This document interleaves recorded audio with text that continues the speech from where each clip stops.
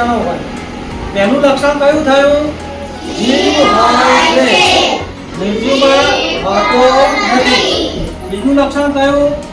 નાનાથી મોટો થાય છે, નાનાથી મોટો થતો નથી. હવે ત્રીજું લક્ષણ, જાતે હલન ચલન કરે છે, જાતે હલન ચલન કરતા નથી. મેં હમણાં કહ્યું એમ, તમારા વડે બહાર જવું હોય, રમવા જવું હોય, બેસવું હોય, કૂદવું હોય, રડવું હોય, હસવું હોય, તમે બધું જાતે કરી શકો. આ સ્પીકર આ કાતરીને જાતે કરી શકશે? હે? આ સ્પીકરના આ મોબાઈલને બહાર રમવા જવું હોય તો થઈ શકશે?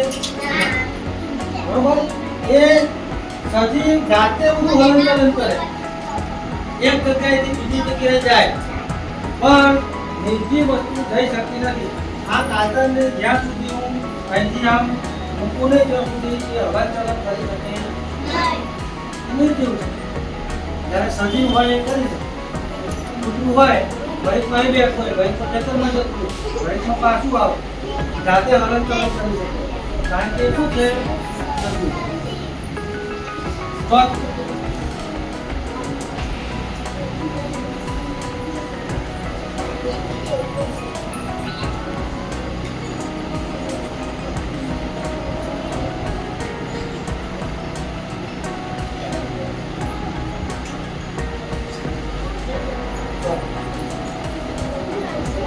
ચોથું શું છે લક્ષણ?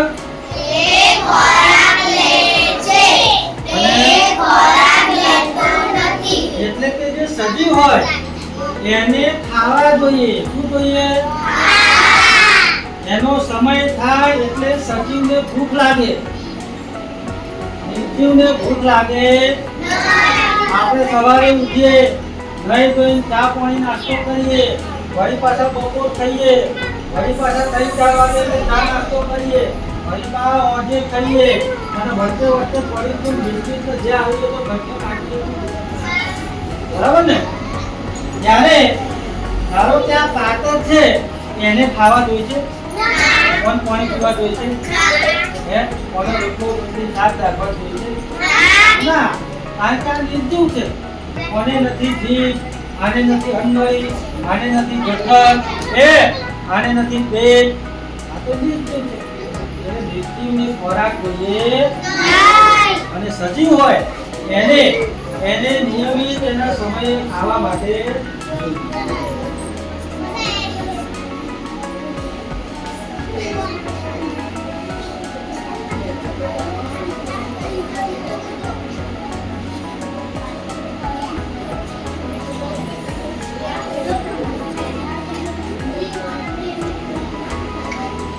પાંચમું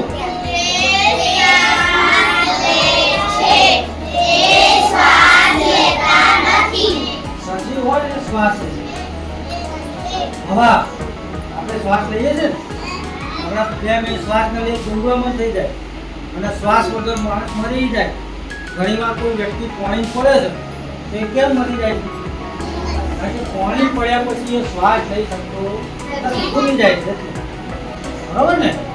ઘણીવાર કોઈ એવી જગ્યાએ ફેક્ટરીમાં કે ગમે ત્યાં વિસ્ફોટ થાય, ખૂબ બધી આગ લાગે, ધુમાડો થાય, એટલે શું થાય?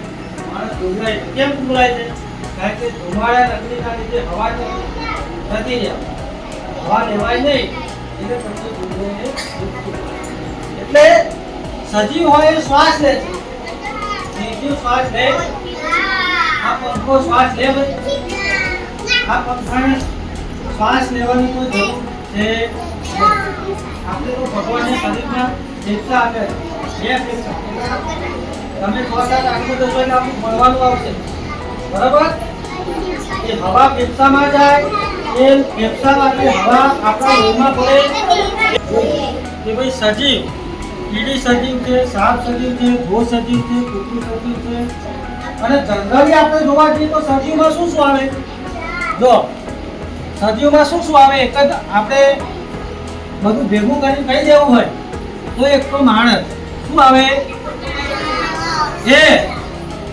એટલે પછી એમાં છોકરું આવી ગયું, મોટા આવી જાય, ગળાઈ આવી જાય, સ્ત્રી આવી ગયું, પુરુષ આવી જાય, બધા માણસ શું કહેવાય? સજીવ. પછી શું હોય? પ્રાણી. પ્રાણી તો એટલે બધા પ્રાણી આવી ગયા. કૂતરું આવી ગયું, ગાય આવી ગઈ, સિંહ આવી ગયો, વાઘ આવી ગયો, હાથી આવી ગયું, બધું આવી ગયું. પછી શું આવે? પક્ષી. શું આવે? પક્ષી. પછી બધું પક્ષી આવી ગયું. કોની ચકલી આવી જાય, કબૂતર આવી ગયું, મોટું મોરે આવી ગયું. બરાબર? પછી આવે જીવજંતુ. શું આવે?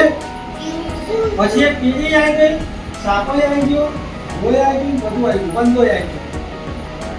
અને છેલ્લે છે વનસ્પતિ. શું થયું? વનસ્પતિ.